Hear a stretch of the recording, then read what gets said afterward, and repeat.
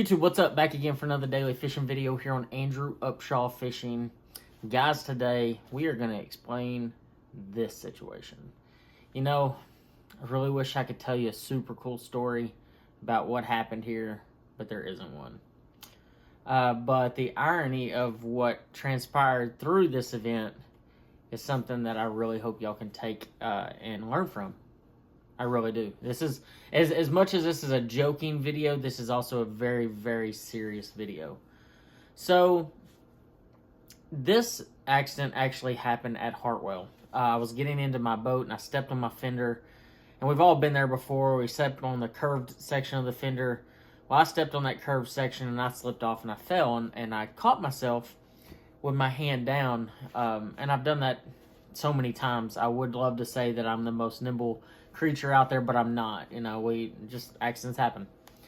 So I fall down, I catch myself, and I'm like, dang it. Like, it kind of hurt a little bit, but I was like, man, it's not a big deal. And then it kind of hurt throughout the week, and I'm like, well, I just bruised it or whatever. Fast forward to just like a week and a half ago. Every time I'd shake somebody's hand, and I'm very respectful, I always shake people's hands with a firm handshake when I see them, meet them, or whatever it may be. Every single time I'd shake somebody's hand, it felt like somebody stabbing me in my pinky. I mean, to the point where it was like wincing with pain, but I just try to put on a smile every single time, and I couldn't stop shaking people's hands, especially at a couple of events that I was at and things like that. But I told my wife, I was like, hey, I need to get an x-ray of my hand. And they called in orders of it, and they couldn't find anything broken. And I'm like, well, maybe I'm just being a wuss, you know. My wife had even mentioned, she's a nurse practitioner, she was like, well, maybe you have a bone bruise or something there.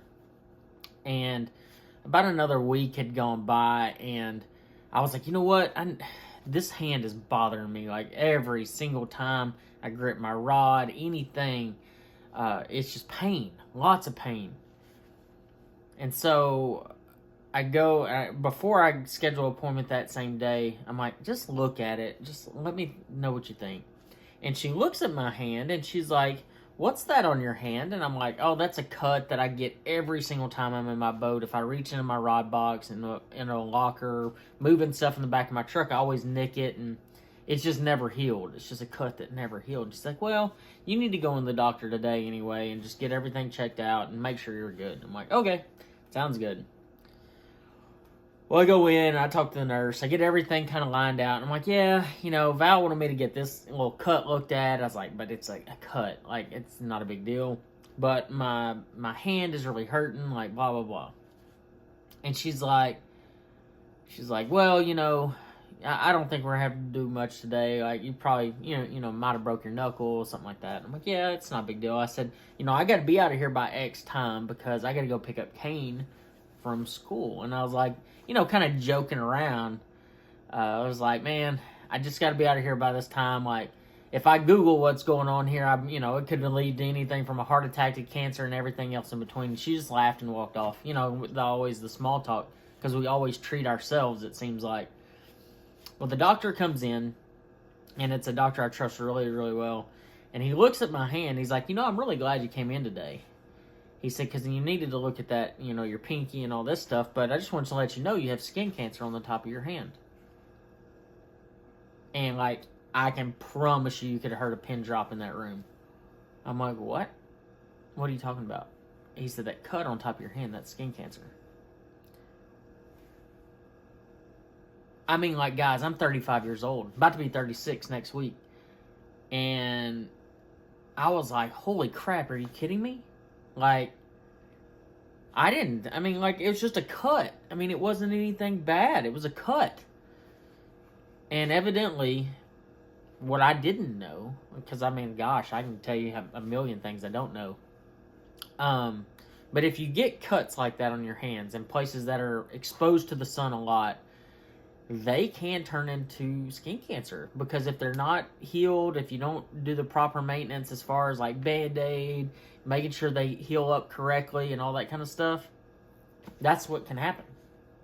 He actually told me a story about a lady one time that got scratched by her cat, and that turned to skin cancer. And the whole time he's explaining all this, I'm just like deaf in the ears because all I can hear is cancer, dead. I mean, and that's just, that overtaking of your mind, like, oh my God, like I can't even focus on anything else that's going on. Just him saying those words at my age, I was like, what in the living crap is going on right now? And so he's like, well, I've got this dermatologist you can go to. We'll get it all taken care of. It's a simple form of cancer, basal cell carcinoma, and which is the simplest form, what he felt like it was. And he's like, you need to get tested, checked anyway because, you're in the sun 24/7. And, and then, just to throw on some more, he looks at my knuckle and he's like, well, we didn't find a fracture in your knuckle on the x-ray, but, where the placement is, where the pain actually is and everything's actually between my pinky and my ring finger. And he said there's a ligament in there that could possibly be damaged, which would require surgery to my right hand. So not only do I get the cancer thing, but he's also saying, well, it's not looking like a knuckle thing. It's more looking like this ligament thing. We're going to put you in a brace for a couple weeks to see if it, gets better. And if it doesn't get better, then we're going to do a CT scan and check that out and check all the stuff in your hand, or a CAT scan or whatever, some kind of scan he told me we needed to get. And so so now we get to wear this for a couple weeks. I get to go to the dermatologist next week to get skin cancer removed from the top of my hands and to check for anything else that possibly could be skin cancer, to see if it's gone anywhere else or if it is anywhere else. The reason I say that is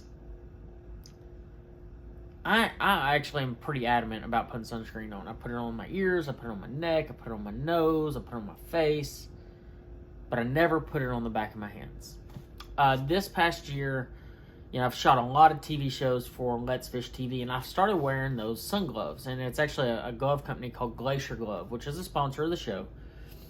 And we're required to wear the gloves most of the time, or any time that we can. And I've started wearing the gloves quite often. And I'll be honest with you guys, I used to make fun of people wearing gloves fishing. I'm just like, what are you doing? And now I feel like an idiot, because I could have easily just been wearing gloves and this would not have happened. Now, this would have happened. I mean, there's nothing I could have done about this, the pinky thing. But the skin cancer on top of my hand, I absolutely could have done something about it. And I just, as simple and small as it may seem, and it's not, I did all my research at that point, and it's like 3 million people per year get basal cell carcinoma, and 3,000 die. So I'm not worried. I mean, if it's my time, it's my time, but I'm more concerned with the fact that I'm 35 years old and I've already got skin cancer. So let this be a learning experience for you. If you are my age, younger, or even, high school, college age angler, wear your sunscreen. If you're not going to wear sunscreen on top of your hands, wear the gloves. Glacier Glove makes a great glove. I was already going to incorporate them into all my tournament stuff next year because they are so comfortable, and I don't really have any problems with them. But now, absolutely wearing them the remainder of probably the rest of my career. I've already incorporated long sleeve, the UPF 50 shirts. I really like ones with hoods and the neck gaiters, because I always tend to forget the neck gaiters, the ones that are not attached to clothing. Magellan makes a shirt. It's a Magellan Pro Angler shirt, and you see me wearing it a lot on TV and just fishing in general, but it has it built into it, and it has the hood, and it's a really comfortable shirt, and that's just the one I wear, and we'll probably be wearing it from now on. But it's been a really big shock to me in the last, 72 hours, whatever it's been, 80, I don't know, however many hours it's been, 96 hours, 4 days, 5 days. It's taken me back a little bit, and I'll be fine. I'm nervous. I got a lot of crap going on. I mean, it's really hard for a fisherman to fish when he can't have function of his hand. So yeah, that's where I'm at right now. I'm going to do my best to get you as much fishing content as I can in the next handful of months. But I'm gonna be honest with you guys, this is gonna hinder me a bit. So just stick with me. If you don't see a bunch of videos from, current fishing conditions, I apologize. It's not a whole heck of a lot I can do right now. I'm really frustrated. I'm angry. I'm just hurt. I'm just like everything. Mixed emotions on all of this. It's been a rough week. So pray for me. I'll pray for you guys. I appreciate y'all watching this video. And hopefully, I'll see y'all on the next one.